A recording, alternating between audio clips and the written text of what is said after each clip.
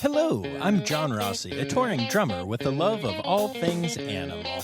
When I'm on the road, I visit as many zoos, aquariums. Hey, wait a minute. What's going on? Hey, what's going on there? Hello? Hello? Hello? We interrupt your regularly scheduled program to bring you Rossifari Zoo news. News you can use from the world of zoos and conservation. Every week, we bring you breaking news and analysis from around the globe, featuring the animals you love and the people who care for them. And here's your anchorman, John Rossi. Hello, hello, hello. Welcome back to Rossifari Zoo News, your look at everything going on in the world of zoos, aquariums, conservation, and general animal weirdness. I'm your host, John Rossi, and I'm excited to have you all along here for the ride. So for those of you who don't know, Zoo News is a crowdsourced zoo news program. So if you happen to see any zoo news-worthy stories, you can send them to me, rossifaripod@gmail.com. Or tag me in them at Rossifari on the socials, at Rossifaripod on TikTok, and I'll say your name in the end of the episode, whether I use your story or not. So good times all around. And speaking of good times, holy cow, y'all, I have been on a trip.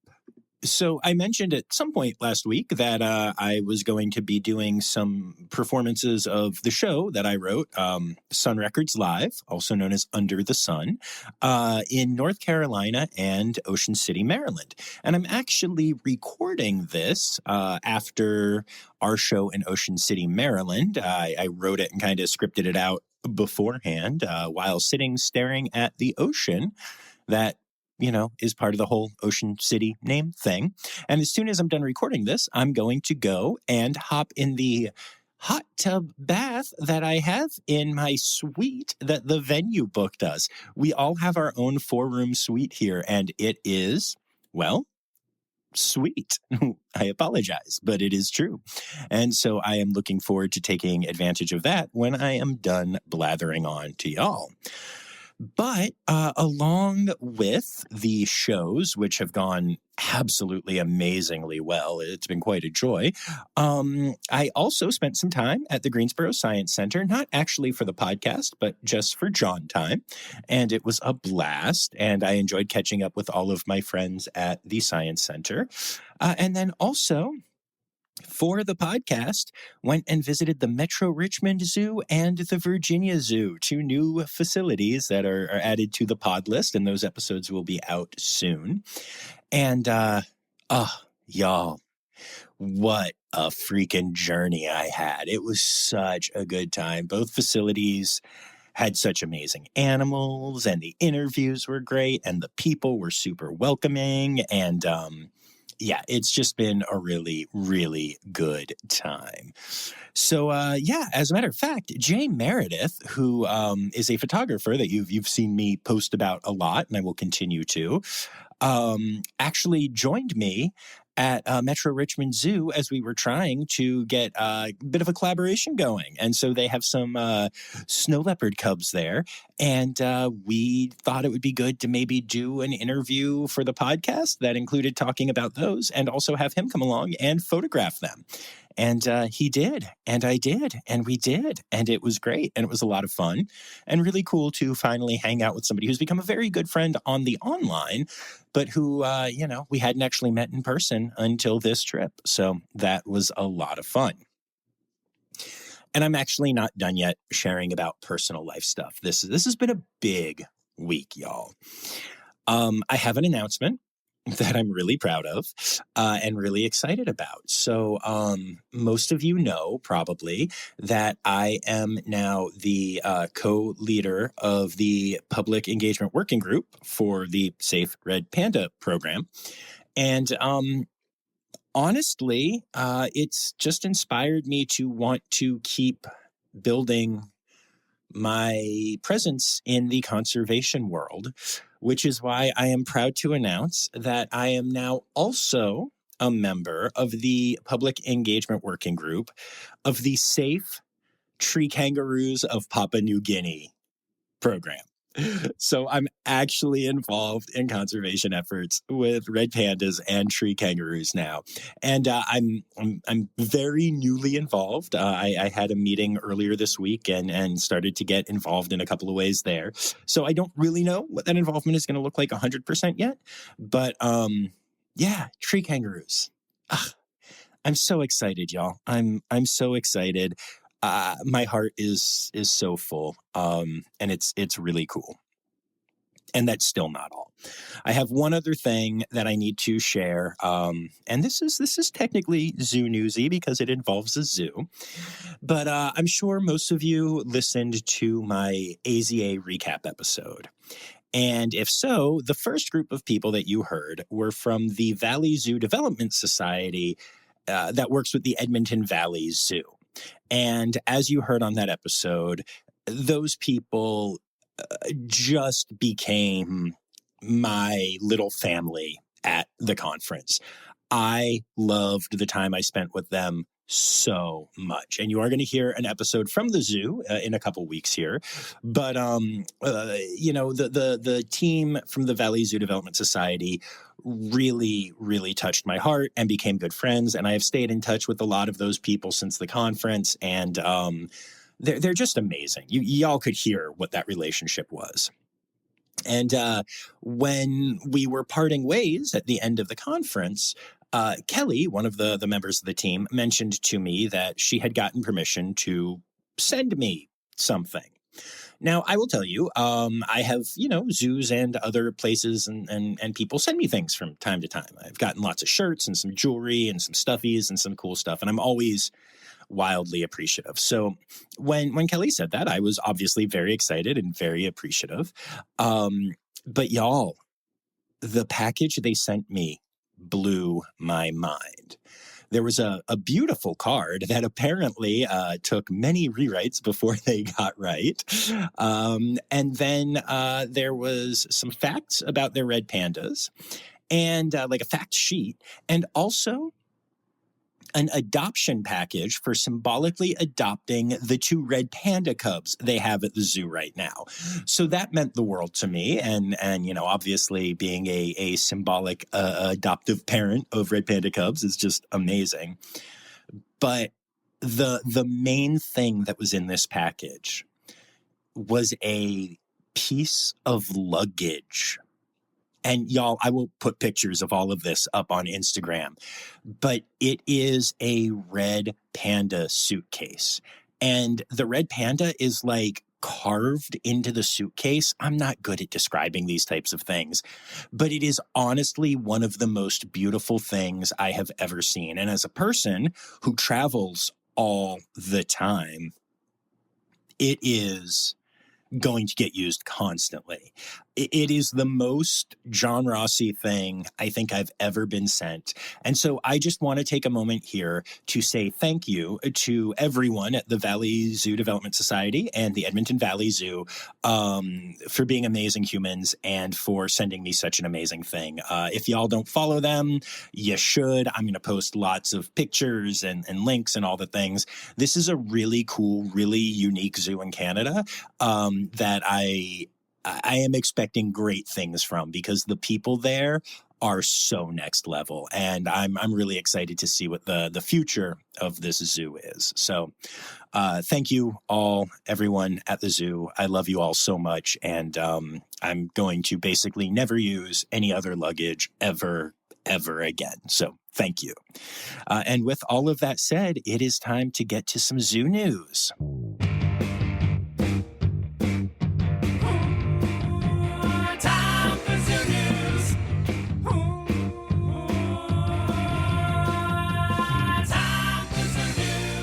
All right, so for the second week in a row, the headline story of Zoo News is about a hurricane. This week, it's Hurricane Milton, which blew up into a Category 5 storm before hitting land in Florida, where it dropped back to a Category 3, which is still a very, very strong storm. And due to my gigging schedule this week, I'm writing this kind of early, so I don't actually have much to report on the effects of the storm, as it is currently ravaging Florida as I write this. So that said, the Florida zoos and aquariums that are in the path of the storm are very used to hurricanes and know how to best ride out the storms. And while many of the staff members will evacuate the area, some literally do stay on what are called ride-out teams, where they will literally live in the safest, most protected places in their zoos and aquariums, taking care of the animals if and when it's safe, and hoping the generators at the facility can keep them, given electricity and hopefully everything, they're sheltered and stuff. Each and every one of these people is a hero. And of course, even many of the staff members that aren't riding the storm out at their facilities have had a stressful few days as they prep their animals for the storms. And keep in mind, this is all while also having family and friends they have to help prepare as well, or even knowing they have to do the work before they evacuate or whatever. It's a lot. So while the facilities in the area are built with hurricanes in mind, there are still these steps that need to be taken. For instance, the Florida Aquarium has to move its penguins from the first floor to the second floor, which is much more secure and which is higher than the first floor, obviously, making it a much safer option if the flooding the aquarium is anticipating actually does happen. In some cases, animals actually end up moving to different facilities. For instance, the coral that call the Florida Aquarium home have all been packed up and moved to a variety of locations that are safer than Tampa right now, including facilities in Miami, Georgia, and West Palm Beach. Many of the facilities, including Zoo Tampa, announced days of closure before the storm to accommodate all the work needed to prepare for the storm, meaning that many of these facilities are losing a week or more of attendance money, along with all of, the eventual repair costs. The Naples Zoo actually put together a video showing areas of the zoo that are now empty and showing things like cranes living in bathrooms temporarily, many animals in indoor holding spaces where they will ride out the storm, and their alligators their alligators were just in the alligator pool. As you may remember from my episode with Vittoria, the gators are so well adapted to stay outside, even in hurricanes, that they just do that, and they are always fine. It's actually quite astonishing. Now, to be fair, I wasn't 100% sure if that was the case with this storm, and I did text Vittoria, and she said everyone at the zoo is fine. So it sounds like things worked out okay again, and I just can't believe that alligators can do that. But yeah, it's pretty cool.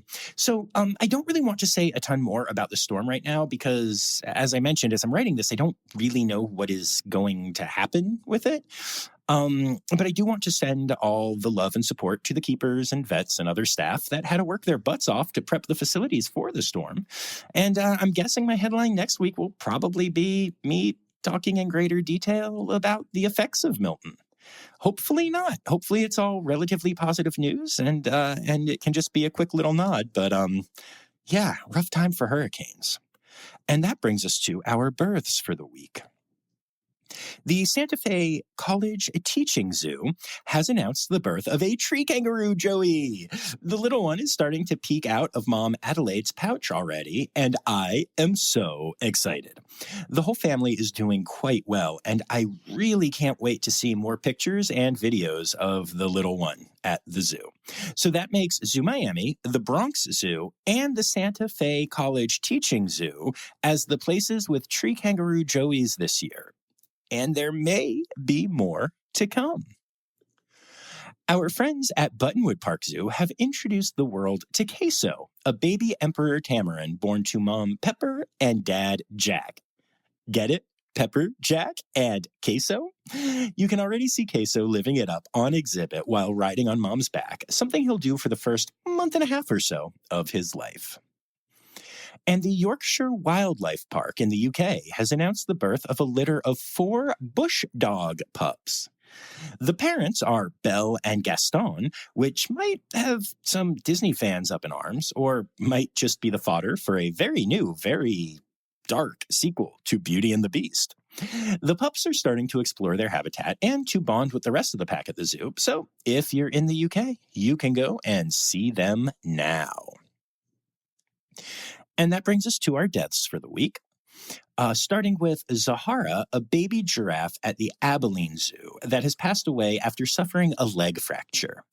She was born in July and had a normal and healthy life at the zoo until this accident occurred. Now, unfortunately, the zoo is unsure exactly what happened, but as soon as they found her with her broken leg, they started emergency care, but it was too late and Zahara passed away.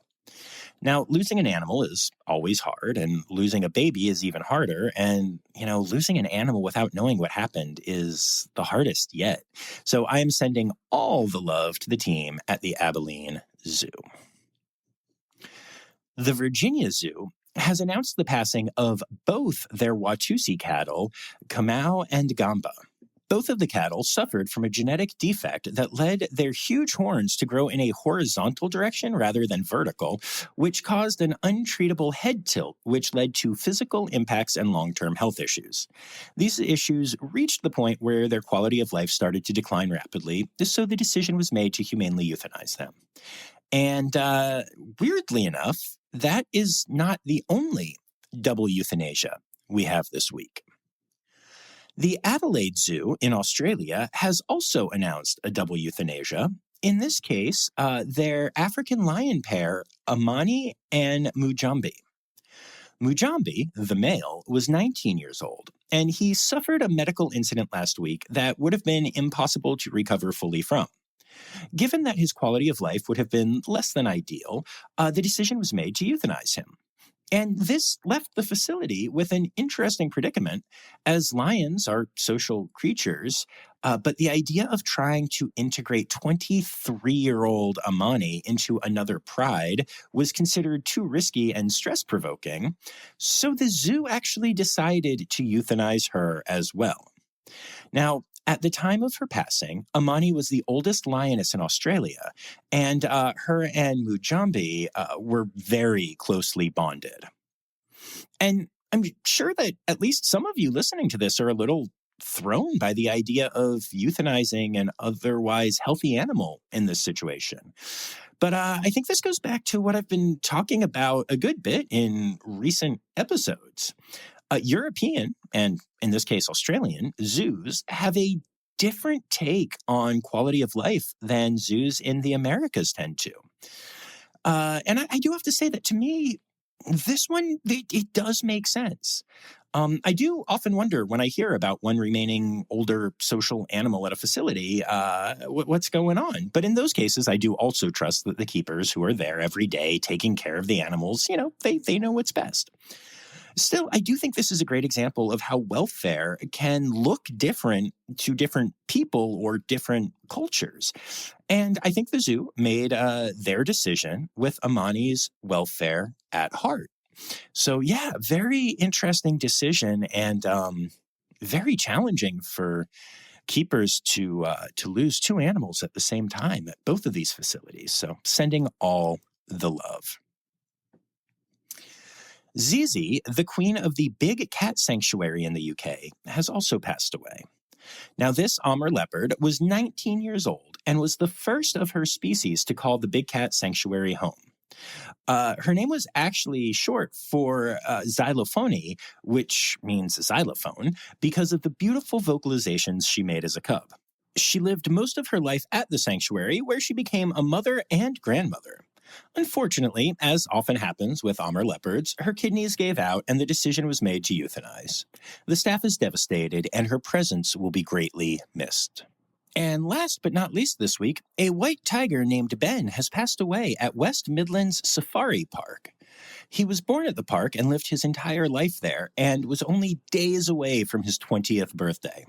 Not only did the staff of the facility love Ben, but he was so popular amongst zoo guests that donations and other tributes started pouring in upon the announcement of his death, which is actually amazing.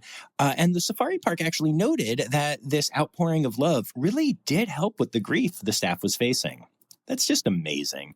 What an awesome animal Ben must have been to have such an incredible impact. Just so cool.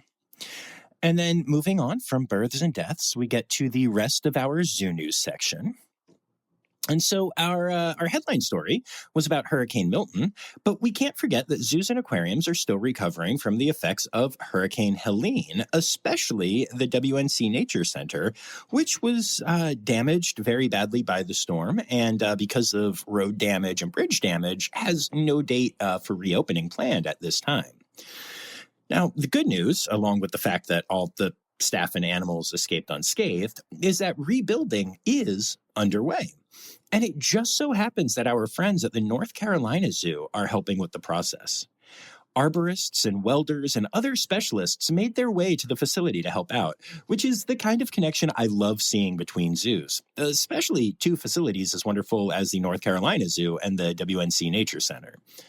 Also, I wanted to point out that I was really impressed by a statement released by the executive director of the zoo, Chris Gentile. He told people that while the facility has multiple financial needs, the community should prioritize donating to families in need, saying that getting the communities back on their feet needs to be the goal, and that since the communities in the area all love the animals at the zoo, he hopes that letting everyone know they are doing well will help lift morale until things get back to normal. What an awesome and selfless take. Now, this next story is an absolute heartbreaker. Dozens of tigers have died in zoos in South Vietnam after a bird flu outbreak amongst the cats. Experts believe the cats fell ill after being fed chicken that had been infected with H5N1 avian influenza. The government is tracking the source of the chicken to try to prevent this happening with any other animals or, humans, but literally dozens of these incredible cats are now gone because of this incident. A terrifying reminder that avian influenza is still quite a thing that we need to deal with in this world. On a much lighter topic, we have another zoo parade float to discuss. The San Diego Zoo Wildlife Alliance has officially debuted the artwork for its 2025 Rose Bowl Parade float. Not surprisingly, the float features the two new giant pandas that call the zoo home. But that's not all. It also features a tiger and, most importantly, two red pandas. I love that the reds got to be on the float that was obviously going to feature giant pandas this year. And I'm really excited to see the actual float. Red pandas, y'all. Seneca Park Zoo is celebrating the 31st birthday of Pimento, one of the olive baboons that call the zoo home. Pimento is the oldest olive baboon in the entire North American population, a testament to the amazing care she receives at the facility. Our friends at Mote Marine Lab, which I'm currently hoping still exists after a second hurricane is hitting basically right where it sits in the last 2 weeks, has announced the discovery of a new hammerhead shark species in collaboration with Florida International University. The shark has the scientific name of Sphyrna alleni and is named after the philanthropist and co-founder of Microsoft, Paul G. Allen. Zoo Atlanta has officially started the farewell party for their panda bears. And while an exact travel date has not been announced and won't be announced for security reasons, the zoo recommended getting out by the middle of October to make sure you have a chance to say goodbye to the bears. And fans have responded in droves. People from all around the country have been traveling to Zoo Atlanta, where the lines are long, but the bears are worth the wait. Special merch is available, and the Panda Party has been ongoing for a while now. I've had listeners from all around the country reach out to tell me they made the trip recently, and honestly, I would probably make it myself if not for the fact that I'm already traveling around like a crazy person. And while we don't know exactly when the bears will be leaving, we do know it will be soon, and that they will leave behind an incredible legacy of love and education at the zoo. The Rosamond Gifford Zoo has been selected as the new home for Dodge, an Argali sheep that was the subject of a federal trial recently. Argali sheep are an incredibly rare species, and in fact, Dodge is the only one that is housed in the United States, to my knowledge. There is one other Argali sheep in the Western world. It lives at Tierpark Berlin, which is a large safari park in Europe. So if you want the chance to see a truly unique species, Rosamond Gifford Zoo in Syracuse is the place to do it. And then last but not least in zoo news, Smithsonian's National Zoo and Conservation Biology Institute has yet again blown my mind. They recently discovered that their 11-month-old cheetah cub, Freya, had a malformation in her spine that was causing her vertebrae to twist into a C shape. Without treatment, this would have led to mobility issues for the cat, but the zoo combined their keeper teams and veterinary teams, along with a sports medicine veterinary practice and a veterinary neurosurgeon, to conduct a spinal surgery to correct the issue. But since they weren't exactly sure what caused the issue or exactly what the problem was, how could they know, if the surgery they were doing was the right thing? Well, they took all of the scans they could of the area, and then they created a 3D printed version of Freya's spinal column. This allowed the team to truly analyze and know exactly what they needed to do before they even made their first incision. And while it is too early to say for sure that Freya will fully recover, all of the early indications are that everything went perfectly, and this little girl will have a long and full life. And, by spending time with the 3D model before going into the surgery, the team was not only able to come up with a plan, but also to minimize the amount of time Freya was under anesthesia, keeping this incredible surgery to just under 2 hours total. An absolutely incredible story.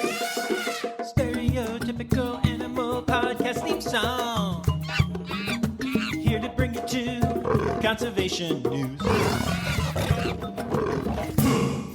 All right, so I was torn about where to put this story because it does involve zoos, but ultimately I think it fits better here, so I'm putting it here.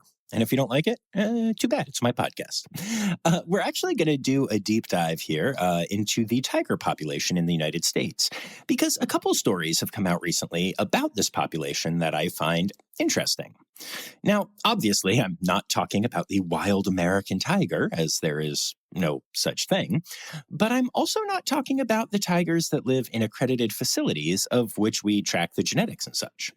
I'm talking about tigers owned in private collections or housed in roadside zoos, where I am firmly placing quotation marks around the word zoo. So for years now, that population of tigers has been estimated to be around 7,000 individuals, which is more tigers than remain in the wild, and far more than can be found in accredited facilities in the U.S. In fact, depending on the source, that number is actually estimated to be as high as 15,000 tigers or as low as 3,500 tigers, which is obviously a huge discrepancy. And the same people who claim the number is at the higher end also claim that an additional 5,000 to 10,000 other big cats are housed in the U.S. in those same types of situations, for a population of over 20,000 big cats in the United States under those conditions, right? Roadside zoos, private ownership. And this is a number that is actually parroted a lot by anti-zoo activist groups, organizations like PETA, stuff like that. But a new study shows that this number is actually highly unlikely to be true, and in fact seems to have been completely made up for the sake of being a big, round, scary number. As a matter of fact, that number, 20,000, was used by many people who helped push through the Big Cat Safety Act, which is something supported by groups as varied as the organization run by Carol Baskin, PETA, and the AZA. So recent population studies now have come up with a very different number.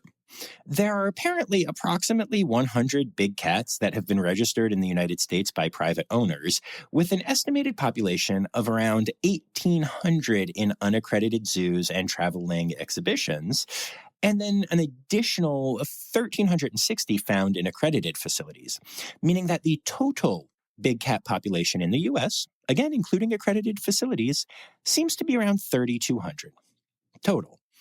And as far as the original number we looked at, claiming that there were probably 7,000, but maybe as high as 15,000 tigers living in roadside zoos and in private care, well, if there are the 3,200 big cats total, and not all of those are tigers, yeah, you get the idea. So it seems like this myth of an insane number of tigers in the US is just that, a myth, though one that helped to ram through the Big Cat Safety Act, which gets into a philosophical question about means and ends, I suppose. And it actually appears that the number of roadside facilities housing tigers has dropped recently from over 500 to 302 in the US, which is both still like way too many. But also a really great trend. It seems like the whole Tiger King thing, for all of its glorification of a side of this industry that should not be glorified and should not actually exist, did actually bring awareness of the problems around cub petting and all that stuff. And that, coupled with the Big Cat Safety Act, has led to a decline in that gross roadside zoo industry. So, yay that. But we're actually not done with tigers in the US yet, because another study recently did some genetic testing on tigers held in roadside zoos and private collections to try to determine if this population of tigers could be used to help the 6 subspecies of tigers in the wild when it comes to rebuilding their population. And sadly, though not surprisingly, it appears as though the tigers that live in these conditions are, by and large, genetically impure. There was no consideration made about the subspecies of tigers that were bred to create these particular animals, and the genetics are an absolute hodgepodge. And as such, none could be used for reintroduction programs, nor is any of the genetic material from these tigers valuable in the way we currently do conservation work, where the preservation of each subspecies is the goal, especially with tigers, where each subspecies is adapted for life in its own way and to its own habitat. So that's a bummer overall, but there is one caveat to what I just said, something that is interesting and may eventually lead these cats to be able to help their wild counterparts. See, when it comes to saving a species, preserving genetics kind of goes out the window at some point.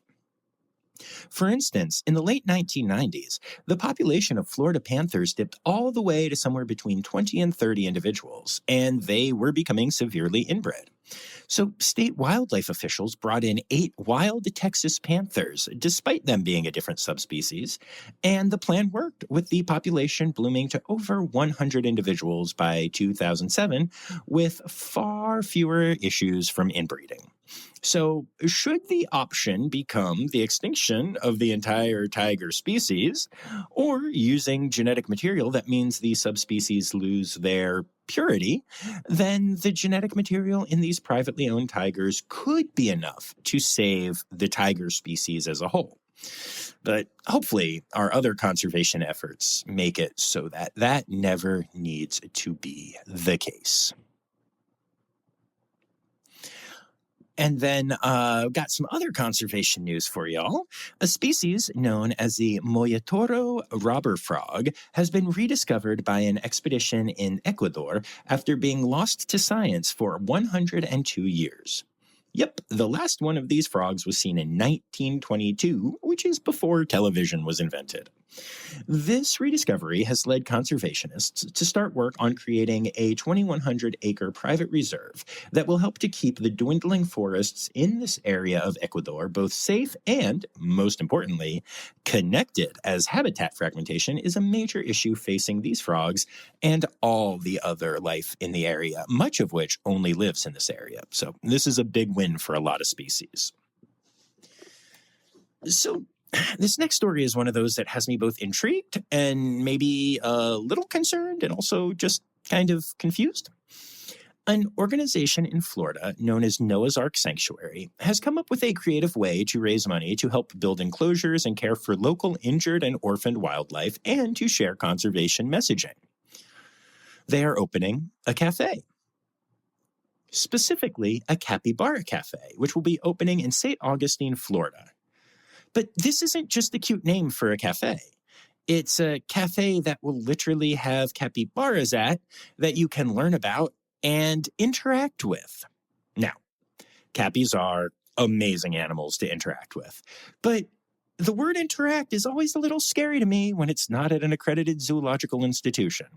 So here's hoping that this is a good experience and not one that, ends up back on Zoo News for the wrong reasons. Also, the idea of a caffeinated cappy is kind of scary, but I'm guessing that's not where they're going with it. Anyway. And then finally, in conservation news this week, a new moth species has been discovered in a way that is so improbable it's laughable. An ecologist named Daisy Cadet lives in Wales and traveled to Guyana in South America and back, a journey of 4,500 miles each way. A few months after Daisy arrived back home, she found two moths sitting on her windowsill that didn't quite seem like they belonged there. So she shared pictures of them online. Experts from the Natural History Museum reached out, collected the moths, and ran genetic testing, at which point they discovered this was an entirely new moth species. The belief is that the two crawled into Daisy's bag in Guyana as larvae and made the trip back with her, then metamorphosed into their moth form, and then were discovered.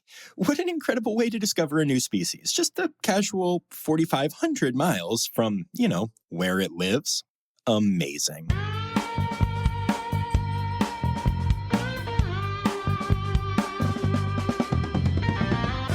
In other news, Flacco the Owl continues to inspire the New York City Council to pass bills in his honor. The latest one is a bill that will put rats on birth control. A local rat contraceptive pilot program will begin in a small part of New York City using a contraceptive that works on both male and female rats and that is approved by the EPA. The goal is to eventually expand the program in the hopes of shrinking the rat population in New York to the point that rodenticide doesn't become as prevalent in the city, hopefully saving many birds from death like Flacco faced. The New York State Department of Environmental Conservation routinely does necropsies on hawks and other raptors that are found dead in the city, and they find the leading cause of death is rat poison, with roughly 80% of the birds dying from that. So hopefully the birth control will help stem the death of raptors, which will in turn actually increase the number of rats killed by the birds every year, which will further help control the rat problem in the city. And then our last story this week, comb jellies are super strange animals, and scientists have recently learned they are even weirder than we already knew. Now, we already knew that comb jellies can heal and even regenerate parts of their bodies at rapid rates. But it turns out that a comb jelly can also attach a body part of another injured comb jelly and integrate it near seamlessly into its own body.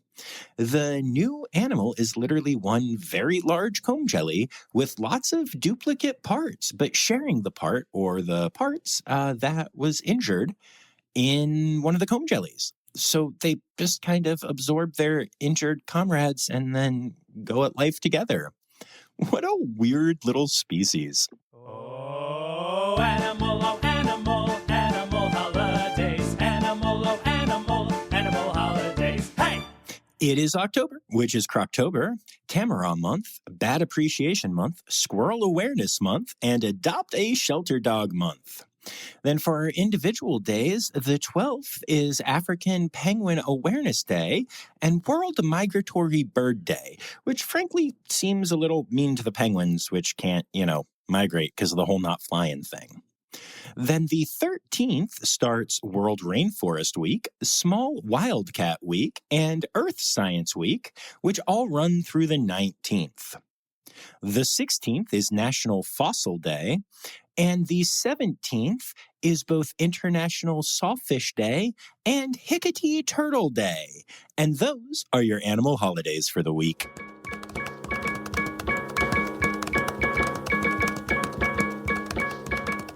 All right, so there you have it, folks. Another week of Rossifari Zoo News is in the books.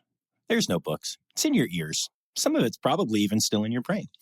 Anyway, I'd like to take a moment to say thank you to all of my Red Panda level patrons, including Dr. Laura Schenk, Dr. Stephen Williamson, Barbara Bennett, Jenny Owens, and Kevin Williams.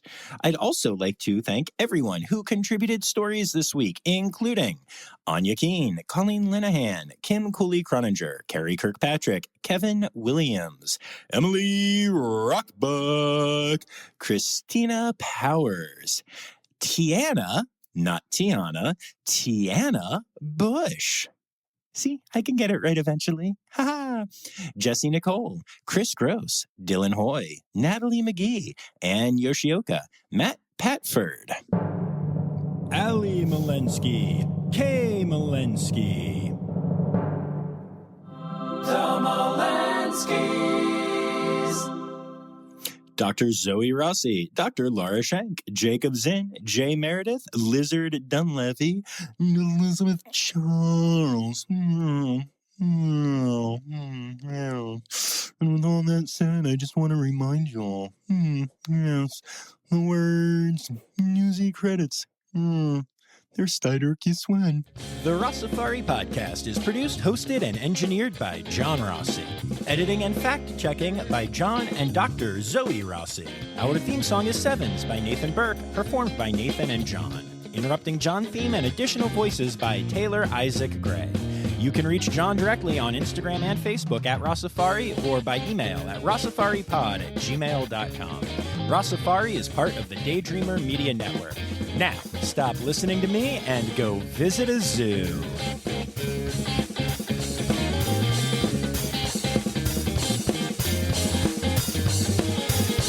The community should protect.